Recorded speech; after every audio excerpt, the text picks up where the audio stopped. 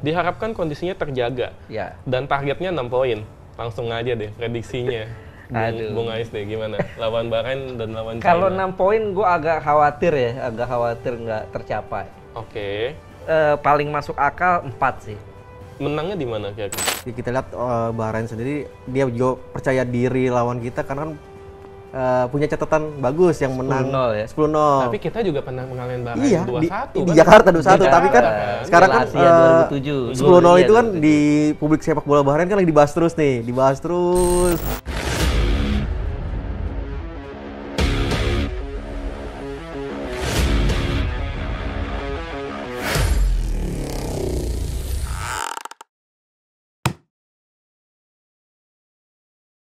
Dua 12 tahun lalu, timnas Indonesia dibantai 0-10 oleh Bahrain. Tapi sekarang timnas sudah berbeda dengan wajah yang berbeda juga. Akankah hasil itu terulang atau kita bisa balas dendam? Kita temukan jawabannya di podcast Ruang Ganti, dan di sini kita sudah kedatangan 2 tamu spesial. Ada jurnalis senior Abdul Haris. Siap. Apa kabar, Bung? Alhamdulillah baik. Ini dengan petua-petuahnya, prediksinya kita tunggu ya. Menghadapi Bahrain ini bisa nggak ya balas dendam atau enggak? Tapi tahan dulu. Karena ada satu lagi narsum kita, jurnalis lapangan, orang dalam, tahu seluk-beluk PSSI ya. Nah, ada lebih tahu dia. Lebih tahu dia kayaknya ya. Ada Andri Bagus Saiful, apa kabar Bung Andri? Aman ya? Aman. Gimana kabar timnas? Aman ya? Aman. Katanya jet lag katanya. Ya mungkin karena perjalanan ya, waktu mepet ya. Ya mungkin nggak jadi nggak masalah lah, untuk timnas sudah terbiasa. Ya, dan pastinya STY sudah memanggil 27 pemain ya untuk menghadapi China dan Bahrain. Pertanyaannya Bung Ais, itu udah kekuatan terbaik kita nggak sih? Iya, kalau gue lihat memang udah kekuatan terbaik ya. Memang tidak ada Ramadan Sananta, tapi memang kalau kita nilai Ramadan Sananta dia bagus saat bersama coach Indra Syafri, tapi memang kurang cocok ya bersama coach Sintayong karena tipikal Ramadan Sananta kan seorang striker murni, sementara coach Sintayong biasanya cenderung cari striker penjelajah yang mobile. Cari bola mobile. Ini bikin Ramadan Sananta nggak masuk. Ada Malik Rizaldi gantinya, dan tidak ada Justin Hapner, tapi ada Mes Hilgers, ada Eliano Reinders, ada pemain-pemain lain. Artinya gue pikir ini ya kekuatan yang kita punya memang segini ya. Ini yang the bestnya lah. Udah the best ya? Udah the best. Kira-kira ini udah yang terbaiknya terbaik ya? Betul. Setuju nggak nih? Setuju. Andri? Mungkin dengan 27 pemain ini jadi kayak eksperimen baru untuk Sintayong ya, karena kan ada tambahan 2 pemain baru ya, Mes dan Eliano ya. Di situ kita bisa melihat nih bagaimana Sintayong meracik strategi timnas dengan tambahan 2 pemain itu ya. Apakah lebih baik dari laga sebelumnya? Apakah malah kurang klop nih karena baru bergabung juga ya? Chemistry-nya ya. Dan pastinya 2 pemain yang ditunggu-tunggu oleh netizen juga, Sobat Ainis dan Horizoners, adalah Mes Hilgers dan Eliano Reinders. Kira-kira keduanya bakal langsung debut nggak sih? Ada bocoran dikit mungkin, ST kasih tipis-tipis. Ya biasanya Sintayong tuh melihat Hamin 1 latihan ya, ketika mereka bugar ya mungkin proyeksinya diturunkan untuk debut ya, karena untuk memberikan kejutan kepada Bahrain kan target kita kan di sana kan nggak cuma buat main biasa aja kan, tapi kan meraih poin kan untuk menjaga asal lolos Piala Dunia. Iya, dan poinnya nggak main-main loh. Terakhir katanya Ketum PSSI Pak Erik sebelum terbang ya kemarin tuh hari Minggu datang ketemu pemain dan targetnya nggak main-main, 6 poin kan. 6 poin menang. Iya, 6 poin. Sebelumnya kan 4 poin. Mungkin direvisi nih. Jadi 6. Jadi menang-menang. Iya. Oke, tunggu, tahan dulu nih. Jadi 6 poin nih dari target PSSI tercapai atau enggak nih. Tapi masalahnya ya, Justin Hapner itu kan absen ya. Yeah. Artinya ada sedikit lubang di lini pertahanan di mana kita akan kehilangan bek tengah kaki kiri. Yeah. Seberapa pengaruh? Apa jadi masalah nih? Nggak ngaruh. Gue pikir nggak ngaruh karena kita kehilangan Justin Hapner, kita masih punya Nathan kaki kiri. Iya. Dan sekarang kan nggak ada pengaruh tuh kaki kanan kaki kiri, karena pemain modern zaman sekarang harus bisa kaki kanan kaki kiri. Jangankan mereka, Andri aja bisa ke kanan kiri main. Bisa ya kanan kiri ya kalau main di PSSI. Dan juga selain Nathan juga ada Mes Hilgers yang baru, Jordi juga balik, masih ada Jai Ijas, masih ada Rizky Ridho. Artinya pemain belakang kita masih lebih dari cukup untuk menutupi kekurangan dari Justin Hubner, kehilangan Justin Hubner. Jadi nggak masalah ya, Nggak mau masalah. back tengah kaki kanan main di Nggak sebelah kiri masalah. juga it's okay ya. It's okay. Langsung aja di starting line up nih, Andri. Kira-kira menurut lu lawan Bahrain dan China starting line up-nya Sintayong tuh seperti apa kira-kira? Ya kiper tetap Martin Paes. Kiper Martin Paes, oke. Tapi udah bugar belum tuh iya, katanya Infonya kan cuma cedera. cedera ringan ya. Update terbaru kata Sumarji ya udah baik-baik aja. Yang kemungkinan besar bisa turun ya kita harapkan ya. Udah latihan kemarin ya. Udah latihan. Udah latihan belum. di Dallas, Oh di Dallas ya. Kalau di Dallas. timnas sendiri kan Tapi baru hari ini datang ya. dia. Tapi dia nggak tanding kan match terakhir yang Dallas ini kan? Kemarin Kayaknya Nggak nggak main kan, langsung berangkat soalnya Langsung ke Bahrain soalnya kan. Jadi Martin Paes tersedia ya. Sintayong sudah konfirmasi itu. Terus di backnya backnya kombinasi Rizky Ridho, main ya Rizky Ridho ya. Rizky Ridho main, Jai Ijes, mungkin sama Mes. Miss Hughes. Oh berarti Iya. Miss Hughes taruh di yang sebelah kiri berarti. Oke, berarti di back sayapnya, di wing backnya, Wing-backnya Kelvin Verdong, Oven Verdong. terus tengahnya bisa Tom Haye Oke. sama Ivar Jenner. Ivar Jenner.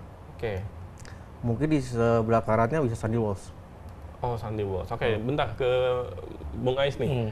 Ini menarik nih, ada netizen yang beranggapan dengan masuknya Jordi Amat, Nah. Jordi Amat bisa menjadi tandemnya dari Tom Haye. Nah Gimana? itu yang bikin Iya gue penasaran. Kalau gue sih sepakat sama Andri, Hmm. tidak memasukkan Jordi di Oh. tiga belakang kita, Oh ya. karena Jordi memang bagus lah. Secara pengalaman dia paling kaya dibanding pemain-pemain belakang lain. Dia pernah jaga Cristiano Ronaldo, pernah jaga Wayne Rooney, Lionel Messi. Foto-fotonya banyak ya. Foto-fotonya banyak. Tapi dari segi usia dia sudah habis lah. Karena juga belakangan kan dalam 2 tahun terakhir dia main di Malaysia. Ini bikin kondisi kebugarannya, kemudian juga competitiveness-nya ini hilang. Berkurang lah, bukan hilang. Ini yang bisa membuat dia, kita bisa lihat Jordi saat lawan Irak aja kemarin tuh terakhir ya, dia ketinggalan beberapa kali, dan akhirnya saat ketinggalan dia harus ngambil cara-cara yang bisa dikira membuat dia sendiri frustrasi, tarik baju apa, akhirnya kartu merah. Gue pikir STY tinggal mempertimbangkan berani nggak dia cadangin Jordi gitu. Gue lebih sepakat kalau di belakang itu J.I. Jazz, Hilgers, Mes Hilgers, Rizky Ridho, atau bahkan Nathan dimainin di belakang. Oh, Nathan. Oke. Iya, Nathan Chowan. Atau paling nggak bisa jadi Verdong yang dimainin di belakang lagi untuk mengantisipasi kecepatan pemain-pemain Bahrain. Kan Verdong sempat dimainkan di posisi itu saat menghadapi Arab Saudi ya, dan Verdong Australia main dengan juga. sangat baik. Enggak, lawan Australia Verdong main di bek kiri. Oh, lebih di di kiri. bek kiri. Tapi dia menang duel sama Harry Souttar ya dia. Ya ini yang gue pikir harus pintar ya Sintayong ya. Ini yang karena yang dipertaruhkan ada nama dia ya. Trennya udah bagus, 0-0 lawan Australia, kemudian 1-1 lawan Arab Saudi, sekarang lawan Bahrain. Bahrain ini nggak bisa kita anggap remeh loh. Mereka menang di Australia kan 1-0, artinya walaupun mereka terakhir kalah 0-5 di kandang diri lawan Jepang, tetap saja ranking mereka lebih tinggi. Pemain mereka juga bisa dikatakan pengalaman internasionalnya secara chemistry lebih bagus dari Indonesia. Berarti Bung Ais lebih setuju Jordi Amat kalau mau dimainin taruh di tengah berarti? Kalau gue lebih baik dicadangin. Cadangin. Lebih Dicadangin. ya tetap ya. Iya, dicadangin. Atau kalau memang harus main ya di tengah aja gitu. Bener. Istilahnya meminimalisasi potensi bahaya kalau Jordi Amat ketinggalan. Karena di belakang bahaya itu. Sing blunder. Iya, blunder yang luar biasa lawan Irak kemarin di GBK. Kita aduh, sepaneng kalau pas dia pegang Pusing bola ya? itu sepaneng. Pusing liatnya ya. Atau saat diajak lari pemain lawan tuh pusing lihatnya. Dan Bahrain sama China cepat-cepat ya. Cepet-cepet. Tipikal pemainnya Betul. bahaya banget. Beda sama Australia. Australia kan lebih ke fisikal kan. Mending kalau mau dimainin taruh di tengah aja. Mungkin netizen mau lihat naro Jordi Amat di tengah, kan umpan-umpan Jordi sendiri kan itu. akurat ya. Mungkin Iya. jadi opsi, mungkin nanti bisa jadi opsi di Sintayong di babak kedua ketika lini tengah kita udah lelah ya, udah keteteran, bisa Opsi Jordi ya? jadi opsi Jordi masuk di babak kedua di posisi tengah. Karena kan umpan-umpannya cukup akurat ya. Tapi yang main lebih dulu harus Ivar Jenner dulu ya. Ivar Jenner sama kemungkinan Tom ya. Haye. Di yang 3 depannya nih menarik nih, Bung Ais nih. Iya, sorry. Gue kalau di tengah kemungkinan besar ini ya, Nathan bisa Nathan. jadi dimainin Lebih tuh ke karena Nathan berarti. di 2 terakhir pertandingan itu Sintayong lebih memainkan Tom Hai Nathan atau Nathan Ivar. Ivar. Lawan Cardinal. Australia Nathan Ivar ya. Nathan Ivar karena ada apa kabar Tom Hai cedera Iya. waktu itu ya. Tapi nggak jalan ya Nathan Ivar ya. waktu Nggak jalan, Australia. nggak jalan. Belum klop mungkin. Iya, itu dia. Tapi makanya. itu menurut gue bagian dari strategi sih, karena Tom Hai ini kan memang profesor dan juga apa visi bermainnya bagus, tapi kan tetap lambat nih untuk defense-nya kurang kan. Iya. Sehingga gue pikir salah satu alasan Sintayong kenapa memainkan Ivar dan Nathan selain kabar dari apa Tom Hai cedera ya karena untuk memperkuat lini tengah, memotong aliran bola Lebih cepat ya? Australia. supaya betul. berantemnya lebih lebih kuat, kuat di lawan tengah. Australia karena itu kita harus matiin Jackson Irvine kan waktu itu Betul, kan. betul. Ya itu bahaya juga sih. Berarti netizen kalau Andri bilang lebih baik Ivar Jenner ya. Ivar Jenner dampingin profesor, sedangkan Mas Ais bilangnya Nathan dampingin profesor ya? profesor. Netizen tulis di komentar kira-kira siapa nih? Atau mau tulis Jurdi Amat juga nggak apa-apa ya. Bisa jadi. Tapi Sah-sah aja. emang terkadang tuh Sintayong formasinya- Unpredictable ya? Iya, ketika dia mainin Elkan Bagot Iya. di Oh ya, striker. ya. Iya. Meskipun katanya waktu itu ada yang ngomel-ngomel ya waktu itu. Oh ya. iya. Katanya ini kenapa kan bagus striker katanya. Dia nggak lihat ini Harry Maguire striker ya. Dia nggak tahu dia. Di 3 depan Andri. Ini menarik ya 3 Tiga depan. depan ya Struik masih. Van Struik oke. Terus Ragnar Ragnar, mungkin bisa nyoba Eliano Reinders Iya. ya. Berarti mungkin Witan atau Marcelino ya mungkin. Iya, bisa super sub jadi kalau menurut gue bisa jadi Sintayong akan memainkan full pemain keturunan sekarang besok. Full pemain diaspora berarti. Iya. ya? Bisa jadi, ya karena ya kalau kemungkinan yang paling mungkin untuk bisa bertahan Rizky Ridho di belakang. Kapten, iya kan? Iya, ya kapten kan Jay Ijes ya. Iya. Jay Ijes, Rizky Ridho, Mes Hilgers, atau kalau seandainya Rizky Ridho ternyata harus duduk di bangku cadangan berarti full main keturunan. full diaspora. Diaspora ya. Betul. Karena di depan kan Eliano, kemudian Ragnar, Rafael Strike, bisa jadi 3 itu yang akan dicoba tuh. Sebenarnya banyak orang udah tahu lah ya Miss Hilgers itu seperti apa karena nonton waktu dia lawan MU ya. Ya. Dia meskipun habis itu dia sempat di tackle keras segala macam tapi dia masih oke. Nah pertanyaannya Eliano Reinders tuh sebagus apa sih sebenarnya? Dia bisa memberikan dimensi apa untuk lini serang kita? Dia seorang attacking midfielder. Oke. Dan dia ini pemain serba bisa ya, dia bisa sebagai pemain sayap, attacking midfielder posisi aslinya, dan dia juga bisa dimainkan sebagai false nine, sebagai apa second striker lah bisa dikatakan demikian. Kalau seandainya SDY kurang puas dengan performa Rafael Strike selama ini, bukan tidak mungkin yang dimainkan di posisi itu Eliano Reinders. Oh, oke. Sementara di kanan bisa jadi tetap Witan ya, tetap itu Witan juga atau menarik ya. Marcelino. Ini Menarik ya ya. kotak-katik unpredictable-nya STY ya bisa jadi demikian sih. Jadi ini cukup istimewa ya buat timnas kita kan. Jadi STY punya opsi banyak ketika dia bergabung. Istimewanya karena naturalisasi cepat apa gimana? Ya mungkin bisa main beberapa posisi, posisi. Beberapa posisi, oke. Nggak boleh mainin polisi Posisi lah. ya. Jadi ada polisi? Enggak. Jadi itu ya kurang lebih 3 depannya ini bakal kalau menurut bayangan gue kayaknya bakal fluid banget ya. Iya. Bakal ada permutasinya kayaknya. Bisa jadi. Iya kan? Iya, karena kalau gue lihat STY ini hampir tidak pernah memainkan striker murni sejak dia ditunjuk pegang tim dari 2020 ya, diperkenalkan Desember 2019. Sejak itu sampai sekarang nggak pernah dia mainin striker murni. Hampir nggak pernah lah bisa dikatakan. Ya paling kalau mentok ya saat Rafael Strike nggak tampil, Ramadan Sananta ya di U23 ya. Real number 9 ya. Real number 9. Tapi sepanjang itu hampir nggak pernah loh. Tapi ya Dimas Derajat pun juga jadinya mainnya jadi kemana-mana ya. Betul. Jadi modal Karena banget memang ya. Dimas Derajat kan memang dia bisa kalau di Persikabo dulu ya berapa kali kan sering mainin di posisi sayap. Gitu. Dan itu cukup berhasil ya Dimas Cukup Derajat berhasil. ya. Dan ini jadi masalah adalah ada banyak kendala dan masalah ketika kita ingin menghadapi Bahrain dan China. Andri, sebagai yang di lapangan, kira-kira ada bocoran apa nggak, kendala apa yang dihadapi timnas saat ini? Mungkin kendala ya dari persiapan ya, dari timnas kita sendiri kan berkumpul di Jakarta. Jadi nggak persiapan di Jakarta tapi persiapannya di Arab. di Arab, di Bahrain. Di Bahrain. Di Bahrain sendiri nggak langsung satu tim kumpul karena ada beberapa pemain tuh yang menyusul. Mungkin itu jadi kendala dari Sintayong menyiapkan tim ya. Ya, tapi Sumardi sendiri bilang itu manajer timnas bilang itu bukan jadi suatu permasalahan karena aman karena timnas sudah terbiasa ketimbang berkumpul di Jakarta itu lebih melelahkan pemain yang berkarir di Eropa ke Jakarta dulu, habis itu ke Bahrain. Lebih efektif ya ketika mereka kumpul di Bahrain. Langsung ya. Semuanya kumpul di sana langsung ya. Tapi ada jet lag nggak sih? Katanya terakhir ada jet lag ya katanya terakhir ya. Ya kalau jet lag sih pasti ya, tapi karena ini jeda waktunya lumayan panjang. Yang jadi permasalahan kan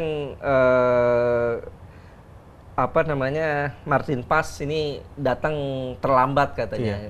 Dan belum ada kabar kapan dia bakal datang kan. Ini jadi masalah kalau sekarang datangnya mepet hari Kamis. Ini bisa dipertanyakan apakah kondisi Martin Paes ini fit betul atau masih jet lag. Ini yang harus diwaspadai oleh Sintayong. Ya bukan nggak mungkin ya tiba-tiba kalau Martin Paes jet lag ya Hernando Ari bisa jadi dimainin. Ya Hernando Ari juga bukan kiper jelek juga. Betul, kita bagus. Kita bisa berharap banyak juga dengan Hernando Ari. Tapi juga masalah lain adalah cuaca ya. Katanya di Bahrain ini panas banget ya katanya. Ya tadi gue baru aja lihat itu ya BMKG-nya Google ya. Ya cuacanya tuh per hari ini tuh kalau siang sekitar 36-an lah. 36-an kalau sore sini ya. Iya, hampir kurang lebih sama lah. Beda-beda lebih panas dikit. Kalau malam itu sekitar 29-an, 28 gitu. Dan kemarin kan latihan hari Minggu coach Sintayong bilang bahwa cuacanya aman-aman aja, nggak masalah karena mereka tuh latihan menyesuaikan kondisi kick off. Kick off jam 7 waktu sana, jam 11 waktu kita ya. Dan mereka latihan tuh jam 6, jadi beda-beda tipis kan. Dan Sintayong bilang ya sejuk sih gitu kalau malam ya nggak terlalu panas. Ya mudah-mudahan sih nggak masalah ya. Iya. Nggak masalah karena beda-beda dikit lah dengan Arab kemarin, beda-beda dikit dengan Indonesia. Jangan sampai nanti kita lihat Tom Hai di menit 60 udah kayak KDB, mukanya udah merah. Kasihan juga. Tapi pas di Arab sendiri pemain kita cukup oke sih, biar panas Mas ya. Iya, yang gue lihat capek banget. Iya capek banget. Arab juga emang tensinya kan tinggi banget. Tinggi sih. Asal kita jangan main siang aja. Waktu lawan Irak kan tuh niat hatinya mau bikin Irak kepanasan, justru kita sendiri yang kepanasan. Iya benar. Dua-duanya capek dua-duanya. Bukan, STY kayaknya lupa bahwa dari 11 pemain kita tuh 90%-nya pemain diaspora. Di Eropa mainnya. Di Eropa mainnya. Iya juga ya. Jadi bumerang. Betul.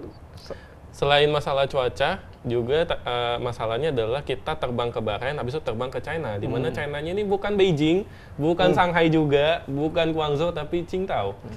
Katanya Erick Thohir sih solusinya adalah pesawat charter ya. Gimana menurut Andri? Apakah itu cukup membantukah untuk pemain timnas? Cukup membantu kan kabarnya kan dari Jakarta terbang ke Doha ya, Doha Qatar. Itu komersil masih di Qatar sendiri baru charter ke Bahrain. Nanti selepas dari Bahrain tuh pas laga langsung menuju ke Cina. Biar bisa pemulihan di sana. Oh, jadi lebih cepat ya? Lebih cepat ya. Jadi bisa jadi pas habis main hari itu juga ya? Ya, hari itu juga terbang. Langsung ya?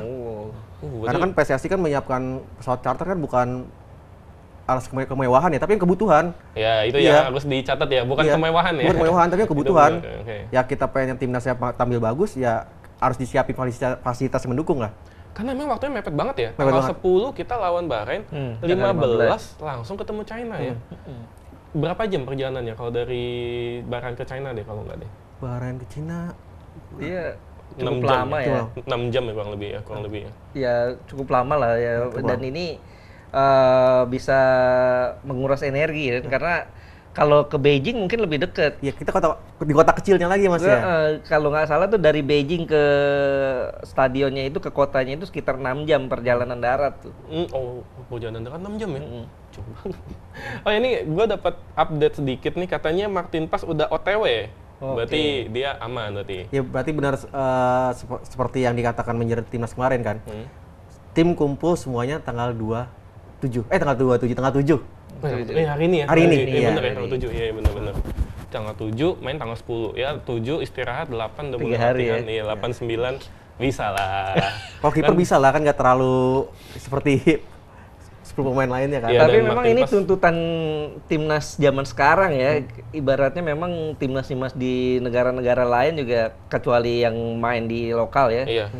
Kayak di Eropa ya mereka nggak bisa menuntut TC jangka panjang kan. Bener Mas. Mereka tim klubnya selesai main baru gabung. Paling ya latihannya ya Sehari, 3-4 dua hari. hari. Iya. Iya. Ya ini memang tuntutannya seperti itu sekarang.